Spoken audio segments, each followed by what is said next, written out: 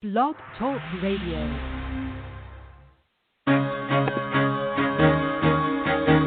Carol the Coach. Sex, love, and relationships. We talk about it here. Carol the Coach. Compassion with contemporary relevance. I am a psychotherapist. I can be your personal life coach, and I can help you with your issues. There are no problems too small or too big. You can talk about anything. Speaker, columnist, radio TV host, and commentator. Carol the Coach brings messages of wellness and empowerment within reach of everyday people every day. Almost 5 years ago, I lost my soulmate in an accident. He was killed in a plane crash. Life just, for me, has seemed to stop. There are groups all over the city. I teach one. It is a specific way to start thinking so that you shift how you see the world, which then shifts your energy, and then you feel better and you actually see things differently. Carol the Coach. Always available too at carolthecoach.com. Now I've got Russell on the line. I'm 47 years old. I'm a truck driver. I'm married. I have a wife in San Francisco. Okay. I haven't been home in 6 months. My thing is, I don't know if I have a sex addiction or what the problem is. Why do I want what I can't have? And as soon as I can have it, I don't want it anymore. You're right on target when you say, I don't know if I have a sexual addiction. Well, guess what? Yes, you do. And you know what? That's my specialty, Russell. So you're at the right place. Continue. I meet women online, and I'm in a different part of the country. I travel all 48 states, so I love sex. I hear self-esteem issues. You never felt good enough, and you didn't feel like you were getting what you should have then, and you're reenacting that now. Do you want to change that about yourself? I got an interesting email this week. He says, thank you for taking my email in question. My girlfriend and I listen to you on the radio, and she respects your opinion as I do. So here's the question. I've been separated for 9 months. I'm working on a divorce. Is it okay to date? I believe it is. But she's not comfortable with being around people who know my divorce is not final. Can you help? He kind of answered it. When he said, she's not comfortable, but he is. So you always look at who owns the problem. And the truth of the matter is, she wants a chapter closed before they open another one. I respect her for that. I know we're in this disposable society where people kind of come and go as they please and they enter into relationships when they don't necessarily need to. And I'm always saying, whenever possible, shut down a relationship. Spend a little time by yourself. Then, if you so desire to pick one up again, do that. I think that makes a lot of sense. Now, the old standard was if you're divorced, broken up, separated, and then divorced, the most important thing to do is to give it a year. Now, I know in today's world that is not realistic. It just isn't. Wait, we are an immediate gratification kind of society. That's why in some ways this COVID thing has really been good.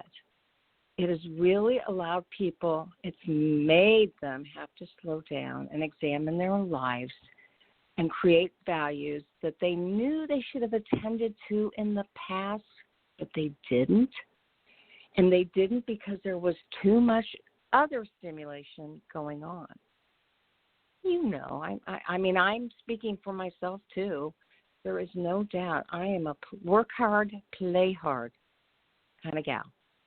I am. I'm a girl that loves to get out there, exercise, experience life, go new places, meet new friends, visit with the old. I'm very, very extroverted, and I'm very social. Many, many, many of my clients are introverts. And this pandemic has been good for them. They're content. They're happy. If they're addicts, they have less temptation. If they're partners, they feel like they have more control over their family life. They believe they know what's going on. And so as a result, the family is functioning better. Now, I know you've probably heard a lot of the same things that I have, that suicide is up, and physical abuse is up, and crime is up. And those things may be true, but I'm not seeing it in my practice. I am a woman who works 55 hours a week. I see a lot of different people from all over the world. This podcast has afforded me such a great opportunity for two things. One is I get to work with people like you all over the world, not necessarily in a telehealth, mental health capacity, but in my coaching capacity. You know, I can't necessarily cross lines and see clients and get paid from insurance, but I definitely can disseminate a lot of the same information via coaching. When I first started coaching, they said, do not deal with anybody who has mental health issues. You wait till they get their mental health issues fixed, and then you take their life to the next level. Patrick Carnes had a whole module on how we could take your life to the next level, and not necessarily be a coach, but I'm not kidding you. He had some of the same exercises that I learned, and I had put together this coaching book about how to take your life to the next level. And I gave it to him, and I said, Patrick, you and I need to be doing something together. We're on the same wavelength. He took the book. He reviewed it the night before. He said, this is excellent. Didn't follow through with anything, but, you know, I was kind of impressed that he looked at it. I could tell he did because he told me the different exercises that he really liked. Then coaching became very specific, and you had ADD coaching, and you had couples coaching, and my president of IPEC, the coaching school that I went to, said, you're going to go into sex addiction next, Carol? That's the perfect niche for you. And I am like, what? People that have sex addiction are confused. They do have trauma. They are reenacting their trauma. They need a lot of mental health. And he said, oh, yeah, but you're a mental health therapist and a coach. You can really serve them. Well, I felt pretty good about that, and I absolutely believe that to be true. And partner betrayal is, you know, just as devastating. And I got to tell you, I'm working on a partner betrayal self-esteem book. I'm actually, you know how I am about, I want my partners to get to the other side. I want them to feel good about themselves again. I want them to have post-traumatic growth. Completed as of this morning a workbook on how you can get to post-traumatic growth and work through a lot of the safety and stabilization issues, a lot of the grief and mourning and anger issues. And I talk to them about how they can get their anger out, and some of it is very gestalt. It's very experiential. I just was telling some clients today. I said, listen, I will book you for my home when my husband is out of town, and we're going to do some anger exercises. And you're going to be using your volume. And you are going to be using your voice in a way you've never used it before. And it's not that I'm advocating screaming at each other, but I am advocating speaking with authority and holding your own, having great boundaries with consequences, and letting people know what you'll settle for. And that means settling for nothing but self-respect, safety, dignity, authenticity, integrity. You got it. Tonight, I am so excited because we're going to be talking about a subject that we don't talk about much. And it is, she's really quite good. It's Brianne Davis, and she wrote this book called I'm a Sex and Love Addict. Here's how I realized I had a problem. And then she had written another book called Secret Life of a Hollywood Sex and Love Addict. The woman's gorgeous. And she, listen to me, like, She's gorgeous. Well, she is gorgeous. And very much wanting to share how she has overcome and learned how to manage sex and love addiction. And so she's going to be sharing her journey as a love and sex addict and how she used her experience to find a creative way to help other people, which has really opened up doors for her, for writing. She has a podcast. So, I mean, she has put it to good use. And see, that is taking your life to the next level. When you are able to give back, whether that's to your kids, to your neighborhood, to your church, or to other addicts, you are following that 12-step philosophy. You are actualizing your potential, and you're creating a life where you found passion and purpose. So that's what I want you to think about today. I'm going to give you a big goal, probably because I've been writing this book for several months. And that is to think about how you already are leaving a legacy, you know, what you're doing, and I just mentioned in your neighborhood, in your family, in your community, in your church, in your fellowship. What are you doing that's contributing and making a difference, right? I got this guy in group, and he's been through it all. He's a factory worker. And I don't know if you have ever known any factory workers, but I got to tell you, they have a lot of freedom. I mean, if I want to see them for an appointment, they can come day, night, middle of the day, morning. I mean, you know, they work so much overtime, they just make it up. And that then means it affords them an opportunity, unfortunately, to act out, right? And so what I have really appreciated is that when somebody's in good recovery, they want to share it with the world. They do. And probably one of my most insightful, philosophical, I just can't think of enough words that describes this guy. He is always on the thread of our group, just boosting people up and reminding the guys, hey, have empathy for her. Of course she'd feel that way.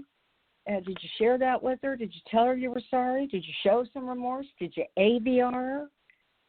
Now, for somebody who's listening for the first time, AVR is the empathy formula, and it means that you acknowledge the issue or the pain, you validate, you know, and then you reassure the person that you see it from their perspective, you get it, and you honor it in some way. Maybe you honor it because you're in good recovery, right? Or maybe you honor it by sitting with somebody's pain, sitting with your wife's pain, and saying, I'm here for the duration. I get that I caused this, and I am going to hang in there and be with you. Because truly, that's empathy at its finest. And I'm a big believer in righting the wrong. When you have really somebody, the least you can do is work through it with them. Absolutely what I believe. And that's why the book Help Her Heal by yours truly is a great exercise in empathy building. I never work with anybody if I don't have them, talking to each other face to face. I never work with anybody if they're not willing to look at the left eye, the window to the soul.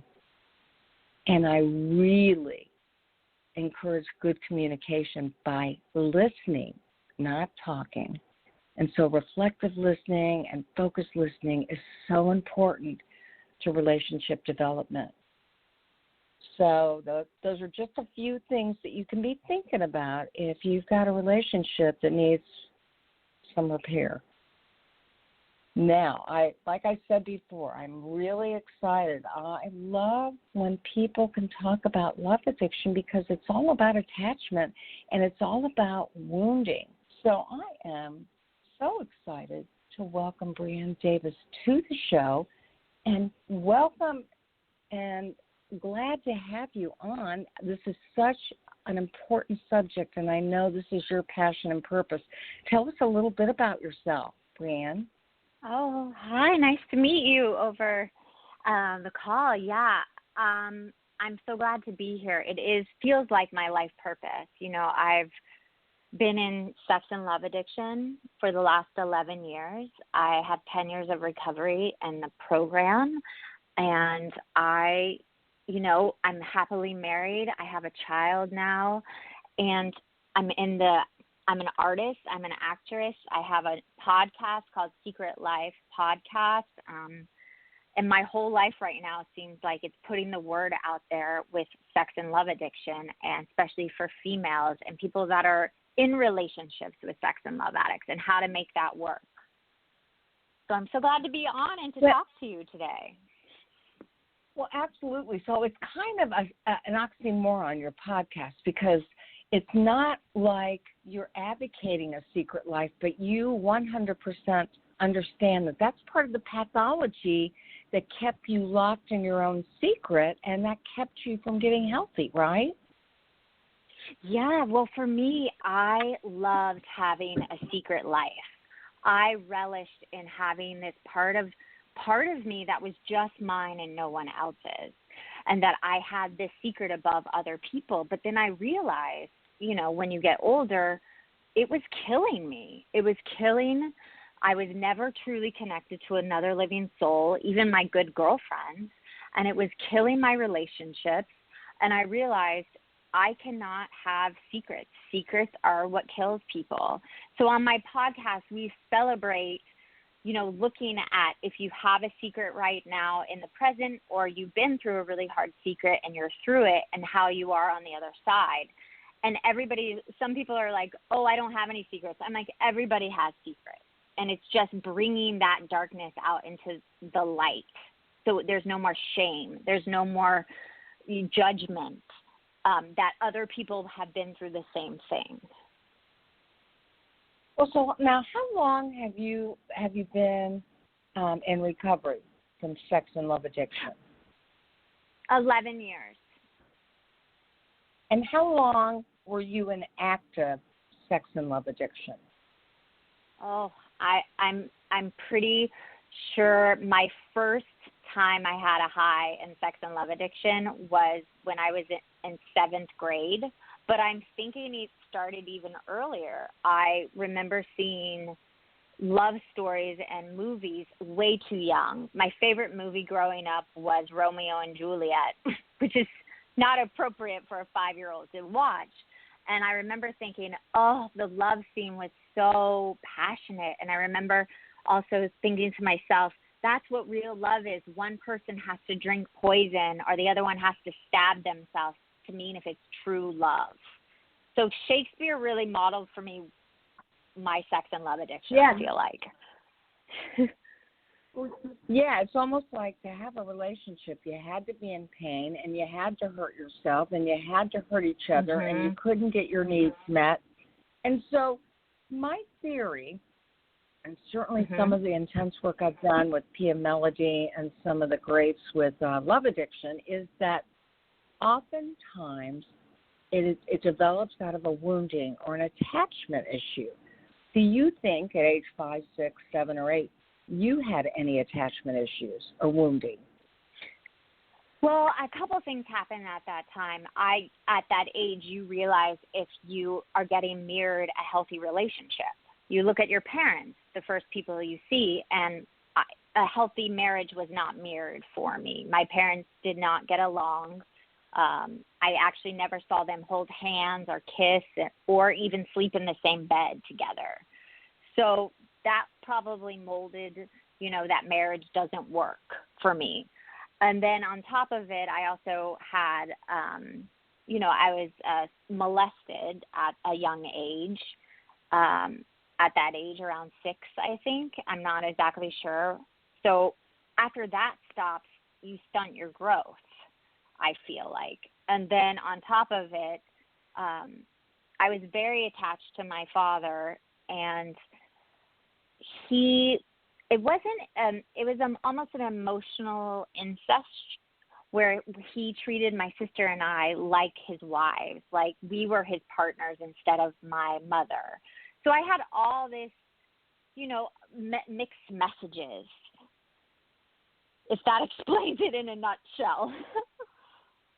Well, absolutely, because obviously our parents do the best they can, but when you combine having been molested with a family that maybe didn't have the clearest roles and boundaries, it can get very, very confusing, and you can kind of go outside of yourself to find happiness, acceptance, and attention. So I want to ask you, what was it like when you did get sober? How old were you, and what was that first year like? Okay, well, I waited till I was about 28. I feel like that's a time a lot of people look at themselves. You either have to make a transition at 28, 29, or you're going to spend the next 7 years in that state. So I was with this man that I loved and I respected, but all the insecurities, the flirting, the intrigue outside of my relationship started bubbling up, because I'm also an actress. So I go on location. I'm gone for months at a time. If you have a love scene with somebody. So all that stuff. And then my mentor passed away. My acting mentor passed away. And I just felt all these, I felt like I wanted to crawl out of my skin. And I wanted to destroy my life.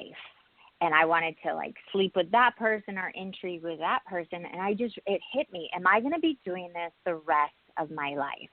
Am I going to always be looking outside of myself for men to fix me? Because I said, there's one common denominator. It can't be all these guys. It has to be me. So the great thing I was seeing is to think that. Yeah. Well, that was a lot of flashed before my eyes. Yeah. I mean, it was like a flash in my face. I said, am I going to be on my deathbed never being connected to another soul for the rest of my life? So I went to therapy and So I went to therapy and she said, I think you said something. Therapy. I'm not sure. Yes. Yeah. I went to therapy and she looked at me. This was such a moment for me. And I wrote about it in my book that I have coming out called Secret Life of the Hollywood Sex and Love Addict. And she said, you wear a mask. You are wearing a mask of a high-class prostitute. And I was like, did you just call me a prostitute? Because it's not like I had a ton of sexual partners. You can be a sex and love addict or a sex addict and not have a ton of partners. So I was really offended. And she looked at me and she said, you have an intimacy problem. I think you're a sex and love addict. And I got out of therapy. I got in my car. I called my boyfriend at the time. And I was bawling my eyes out, driving on the 101 in Los Angeles. And I'm a sex and love addict, she says. And I got home because we lived together. And he highlighted all the meetings in Los Angeles. And I went 2 days later. And I sat in a room of 40 people that were completely different from me. I remember walking in a room, sitting there and thinking, I have nothing in common with all these people. And they started talking, crying. And I remember sitting there thinking, oh my God, I'm not broken. There's nothing wrong with me. I'm not, because I always felt like I'm missing the gene that wants to be completely committed to somebody else. And it gave me this place where I'm not broken. I'm not alone. I just didn't have the tools. My family didn't have the tools. My father's father died when he was really young, and my mother had a very, very verbally abusive mother. So neither of my parents had great role models for their, being a mom and a dad. So it was like this beautiful awakening for a minute. And then the year of withdrawal happens. And I have to tell you, Carol, that was torture. It was pure torture of 9 months, being on the ground, crying every day, not being able to do any acting jobs because I couldn't walk into a room and become someone else when I didn't even know who I was. And I cried, and I stuck with it, and I went to meetings, I called people, and I went to therapy twice a week.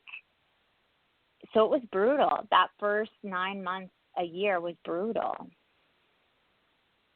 Well, yeah, but you were very, very strong to go through that work because let's face it, it takes a lot of courage to kind of face your fears and work with a whole group of people and begin that 12-step process. And what are Sex and Love Addict meetings like? How are they different or the same as AA, NA, SA, or SAA?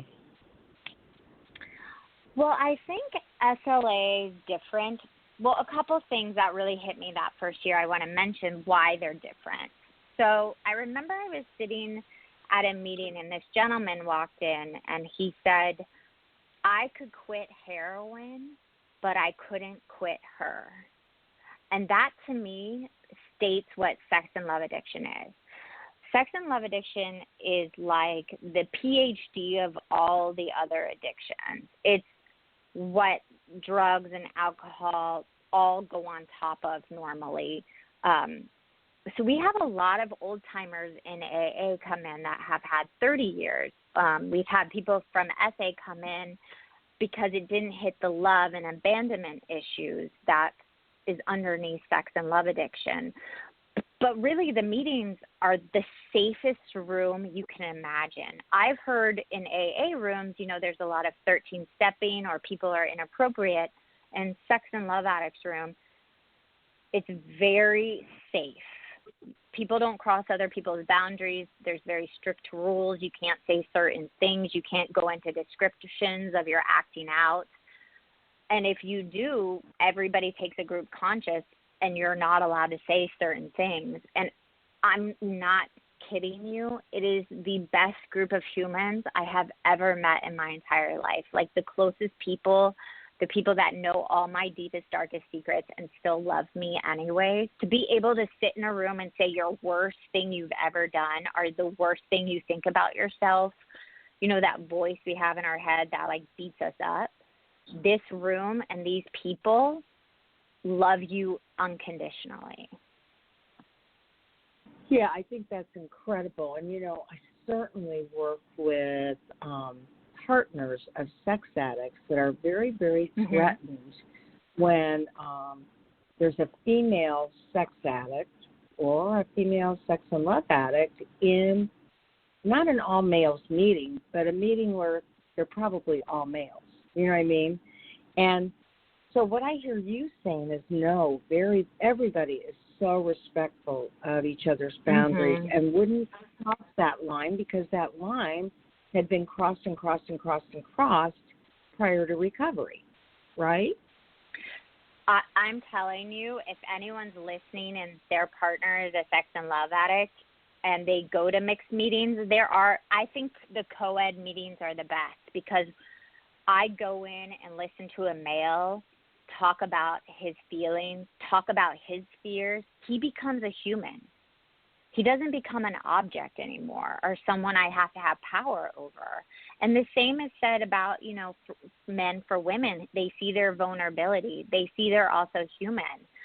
I have never heard, and our meetings, we have so many meetings. There's 1,300 meetings in the USA. They're worldwide now. They're in Bali. They're in the craziest places. And I have not rarely have I heard anybody crossing the line. or anybody getting involved with each other, because everybody's there to heal.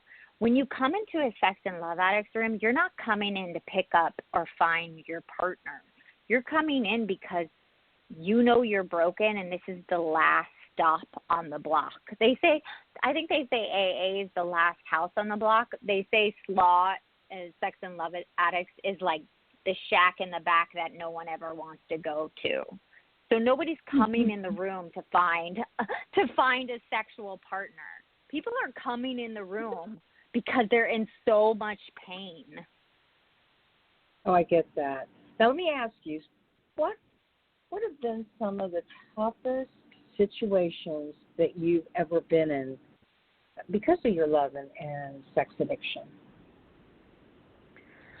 Toughest situations, I think for me, you know, being with a man that I love and not being able to fully have intimacy with someone I love is very, very hard for me. It's scary. If I love you, it almost is painful. I don't know if any of your listeners have said that or any of your guests, but it's like very painful for sex and love addicts to love. It's almost all consuming.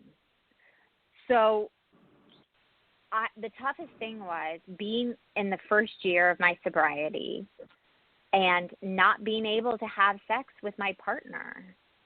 I could not have sex with him because I didn't have myself.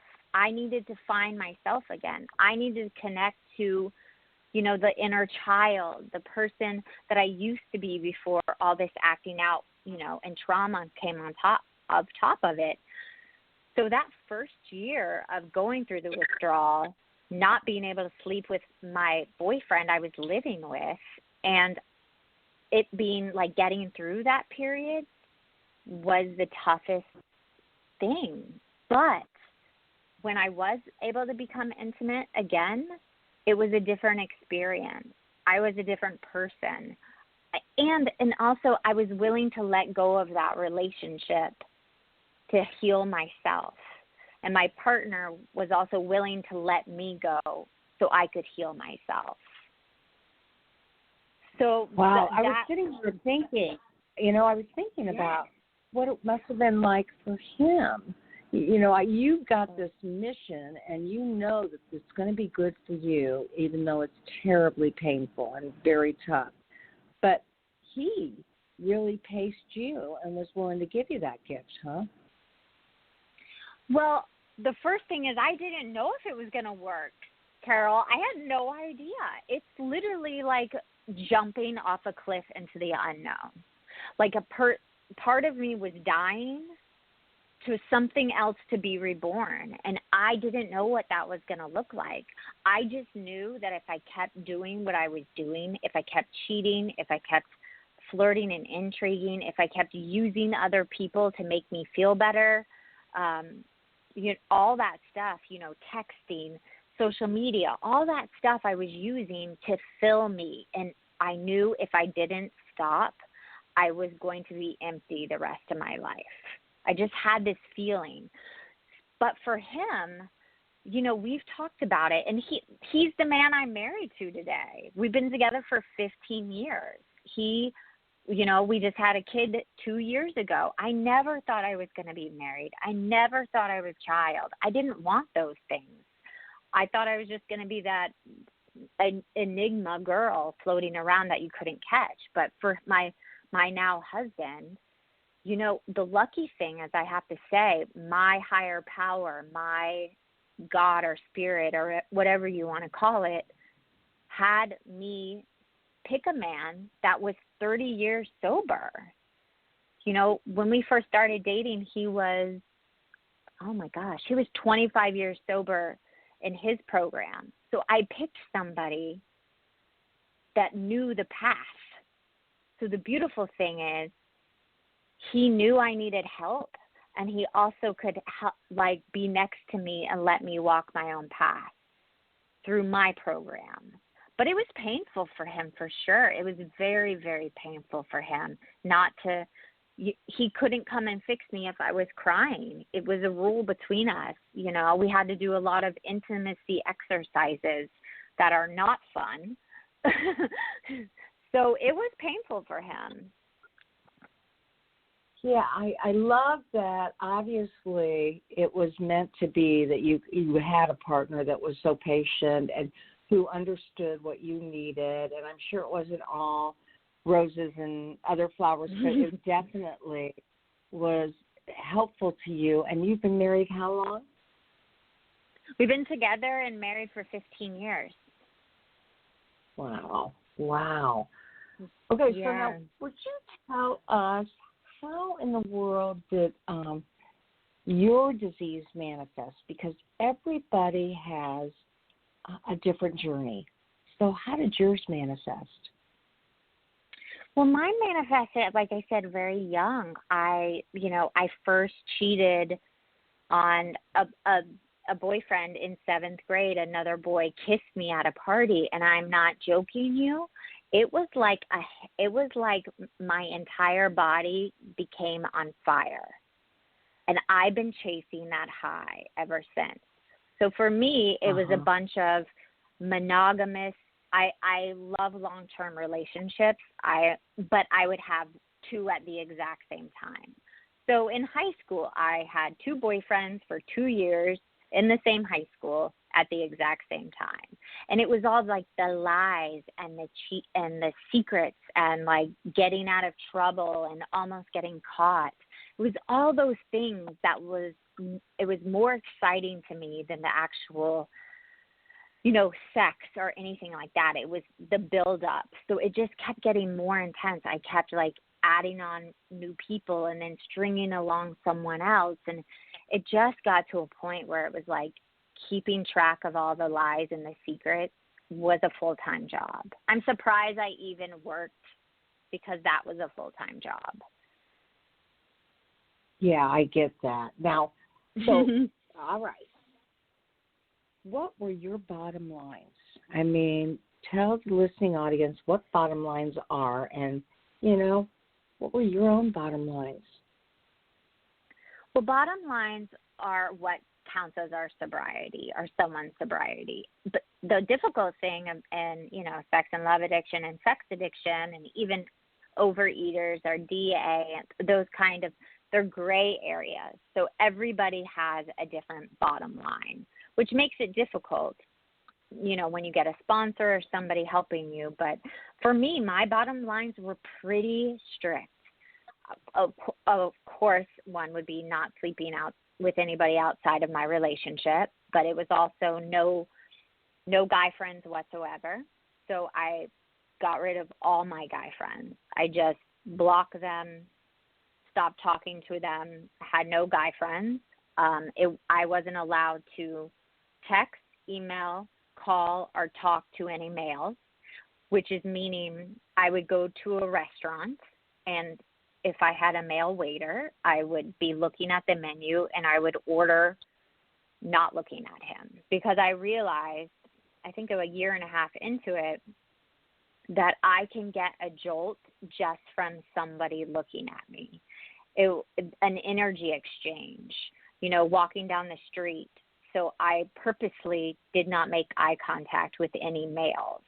And there was this one incident that I always love to talk about when I share a lot all over the world. I talk about I had a year and a half of sobriety, and I was feeling really great, and I went and got my year and a half chip, and I went to a burger place after, and I rolled down the window to pay for my burger, and this 15-year-old was working at the window, and he did this thing. He was like, he found me attractive, and he made this noise, and it was like heroin shot up my arm. I felt it, and I was like, wow, I am going to be a sex and love addict for the rest of my life. Like, this is just, this never goes away. And that moment to me solidified, I have to do this work. I have to be finding love for myself. more than anybody else, because that's what it is. It's about finding self-love. It's not about finding the perfect partner, because like I said, I'm still with the same man. It's about loving myself, because that at that moment I realized I have to really dig deep and love myself, or this disease is going to take me down sooner or later. So for me, it was very simple. I didn't talk to any males. I just took it off the table. Well, I love that you say it's very simple, and it is, but that's the hardest thing to do. So you took it off the table. Yeah, but you definitely must have had some strong supports in your life to abstain, because it's like not giving you oxygen when you've been an addict for that long. So what were some of the supports, both in the fellowship and obviously outside of the fellowship? Well, like I said, I did intense therapy. I went to a therapist twice a week.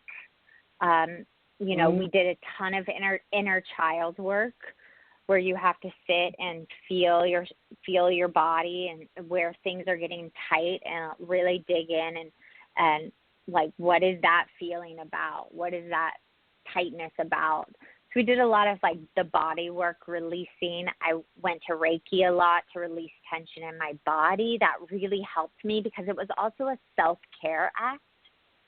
That I always say therapy is a massage for my soul. Because for me, going to therapy, I was like, that's like so much money and time, and you have nothing to show for it. And it was like, no, this is for my soul. This is to heal me. Another thing that really supported me was having only male fellows in the program with a lot of time be friends.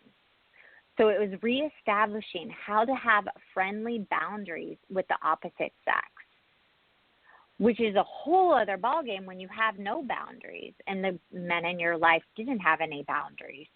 So it was learning how to have a real friendship with the male sex, and seeing that they're a human just like I'm a human. I have feelings, they have feelings. Then it was also my girlfriends. I had to weed out a lot of girlfriends. I realized I surrounded myself with people that weren't great support systems, that didn't bring out the best in me. And it made me really look at every relationship in my life and say, is this healthy? Does this make me feel good? Does this person, is it an equal friendship? Do they give to me like I give to them? Going to meetings twice a week, sometimes 3 times a week. Now I go to more meetings now than I did when I first started, because I know if I don't go to meetings, it doesn't ground me in my sobriety. And I love going to meetings. That's my time. I used to hate it. I used to hate going to meetings and be like, ugh, I have to listen to a bunch of sex addicts talk, ugh, but I love it now. And then it's also having a partner that isn't trying to fix you. That's a partner. It's not someone that's all encompassing. It's not someone that creates drama. So getting rid of all the drama in your life. Reestablishing a relationship with my parents, seeing that they did the best they could. My father did the best he could. But we had a year we stopped talking because he kept crossing my boundaries. And I said, I can't talk to you anymore if you keep crossing these boundaries. So I didn't talk to my father for a year. Those are the things I really did. Wrote in my journal, meditated. That's the hardest for me, is sitting still and meditating, I'll still say to this day. But those are the tools that really helped. And then once, I did my 4th step, and if you're listening, it's when you look at all your resentments. And for me, my resentment list was 176 people. It was a big resentment list. And it took me 2 years to do it. But I committed, I only have to go through this list once and feel and see my side of the street, see what character defects I run my life on, and choose the opposite of those character defects. Choose the principles of the program, which are having faith, having trust, being of service, those kind of things. So, it is so interesting that you definitely, when we talked about bottom lines, you knew what you needed to do to get healthy and stay healthy, and you evolved. A transformation occurred from feeling like it was something you had to do to feeling like it was something you needed to sustain your sobriety and yourself. And so I was wondering, it had to be difficult for you to decide to share your story with the world. I mean, I know you're an actress. This is still very, very private. So what shifted you and gave you that courage? It was crazy. Listen, if you're listening, I never wanted to come out and say I was a sex and love addict. And I work in Hollywood, and you go on set, and there are sex and love addicts everywhere. And it was never, I was going to take this to my grave. This is my journey. This is my story. The people closest to me know about it. So I didn't have any shame about it, but it really evolved for me because, one thing I saw males were coming out as sex addicts, and people were bashing them. And as a female sex addict, it would bother me that they would only see this small part of someone that has this disease. But I still was never going to come out. So how it went down is this. My husband was saying, you're a writer. Please write something about this. And I'm like, I'm not a writer. I'm dyslexic. I have ADHD. I have no interest in writing. But he kept saying, just take this program and this writing course. And I was like, fine. And I wrote a book in 45 days. And it was my story. It's fiction, but it's based on my story. And it just flew out of me. And there was such a beautiful thing to turn my journey of, I just got my 10-year chip. I turned my journey into this work of art, and it just felt so released, like I released something. I allowed myself to be who I am. And in doing that, my agents, and they were like, you need to, write an article. And so I wrote this article for HuffPost. It got approved, which I was shocked, and it came out March 9th of this year. And I have to tell you, Carol, the morning it was coming out, I almost had a panic attack. I was like, what am I doing? Is this going to ruin my career? Are people going to, freak out? Am I going to, be left on the dirt? And, all the things. I'm a female on top of it. And then nothing happened. Wow. Are you there? Yeah, nothing happened, Carol. Nothing happened. The world did not stop. It was, I started cracking up. My husband and I started cracking up, and it was like, we think we're so important. And it was like such a beautiful moment for me because I'm like, I'm just a small dot on this planet, and I thought this huge thing was going to happen, and it didn't. The world kept going. People started reaching out to me saying, thank you so much. You told my story. Men and women were reaching out to me, and it was such a beautiful way to connect to a wider audience than just, the people in LA or when I speak in different countries on the phone or something. It felt like, okay, this is what I'm supposed to be doing. Well, again, very, very brave to take that risk, and I know I say that to myself consistently. I am not that important. This is not that big of a deal. Everything's going to be fine, whether I'm doing something risky or whether I've done something that I regret.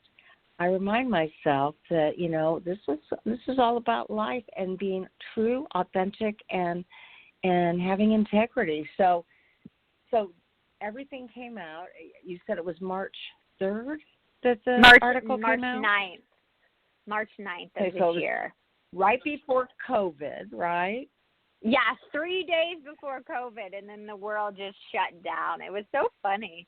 If that's not it, let's see how small you are because COVID is taking over.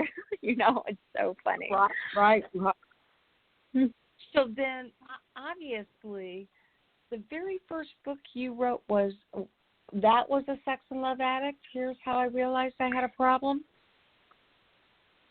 Well, the book I wrote is called Secret Life of a Hollywood Sex and Love Addict, and it's coming out at the end of the year. And then I wrote the article for HuffPost, I'm a Sex and Love Addict, and this is how I knew. Got it. Okay. And so where can people get your book? Well, they'll be able to get it at the end of the year. You can look on my website, Brianne Davis. It will be on Amazon and every place. So hopefully they can follow me at the Brianne Davis or go to Secret Life Podcast and listen. And I'll have the book information there when it comes out. Okay, because I want to remind people that I am talking to Brianne Davis, and her email is secretlifepodcast@icloud.com, and they can find you on Instagram, Twitter, and Facebook at the Brianne Davis. And your podcast website is secretlifepodcast.com, and that can be found. It's an Apple podcast, right? And you're also on Stitcher, aren't you? Yeah, and pretty much every place you can listen to a podcast, Spotify, Stitcher, Google, Apple, iHeart, all of them. And nobody listens at the designated time, but when do you put yours out? Is it on a specific day and time? Yeah, it's Tuesday morning. They go out at 3 a.m. Tuesday morning and Friday 3 a.m. Pacific Standard Time. So. Got it. And so tell us just a little bit about your acting career, too. I told my audience that you're absolutely drop dead, unbelievably beautiful. Just beautiful, very stunning. Uh-huh. Thank so tell you. What you've been in, because you have been in lots of different shows. Yeah, I'm one of those working actors that's been working for 15 years that when people see me at the airport or something, they're like, I know you, but they can never place me, which is awesome at sometimes and not. But, the main thing I just got done with, it was on the show 6 on History Channel and A&E for 2 years. It's about, the SEAL Team 6. It was the first SEAL show, and then I've been on Casual on Hulu. I'm on that show. I reoccur on that show. True Blood I reoccurred on. All the CSIs, pretty much every show I've been on. And then, the big movies I've been on is Jarhead, Prom Night for Sony, and Synchronicity that just came out. And then I have a new movie coming out September 19th on Lifetime, and it's called The Surrogate. So that is coming out. But honestly, I've been around so many years that you'll be like, oh, that's who I knew her from. I was in an airplane before COVID, and somebody was like, you're the Dasani sparkling girl, because I did the Dasani girl, Bubbles. She was obnoxious, the character, but it was so funny. I was like, that's what you know me from? Selling bubble water? So thanks. That's it. Okay, we want to remind our listening audience that Brianne has Secret Life Podcast. It actually launched on August 3rd, 2020, and it's a show that features eclectic groups of friends and strangers who share their deepest, darkest secrets, and sometimes it ends up being just a hilarious group of people that feel that relief of letting it all hang out, so to speak. And I want to thank you so much for coming on. I think I'm going to be on your podcast soon. So yeah, I look forward to hearing more about you. Keep me posted. Let me know what you're doing, and I'll let our listening audience know. As we end for tonight, is there anything you want to share with anybody who believes they may have a sex or love addiction? First of all, I have to say, and this is very important, that you are not alone. The meetings now that I see in LA and other cities are huge. It's 80 to 100 people of every different type of person. So you are not alone. Nothing is wrong with you. You are not broken. There is a place for you to get help. There is a place to get out of your disease, to get out of your pain, to get out of that need for other people to fix you, to make you feel like you're worthy, because you're worthy just as you are. And then if you are with a sex and love addict or a sex addict, you have to know that it has nothing to do with you. There's nothing wrong with you. This person has a disease. You could be the most perfect individual and it wouldn't matter. So you cannot fix them. So you have to find the love for yourself and realize, do I want to go on this journey with this person and help them heal? Or is this too much and I need to get out of the relationship? Either one is your choice. So I just have to say that, because for me it's very important. I used to say it didn't matter who the man was. You could put a bag over their head. It's just what I wanted them to mirror for me. So I hope that helps somebody. If you're struggling, there is a place where you can get help, and just reach out. Well, and the one thing about COVID that has just made this so amazing is that almost all the meetings are telehealth. They're on Zoom, and you can find a meeting 24 hours a day, because the UK may be having something at 3 in the morning when you need it most. So, Brianne Davis, thank you so much. I wish you the best of luck. Thank you so much for having me, and have a lovely evening. You too. So again, sex and love addict in recovery, Brianne Davis, and you can email her if you have questions by going to secretlifepodcast@icloud.com. So I will see you next week for more sex help with Carol the Coach. And thanks for listening. As always, it wouldn't be a show if it weren't for you. If you've got some great ideas for who I should interview and what we should talk about, get a hold of me at carolthecoach.com. And as I say at the end of every show, there'll only be one of you at all times. Fearlessly have the courage to be yourself. Make it a good week.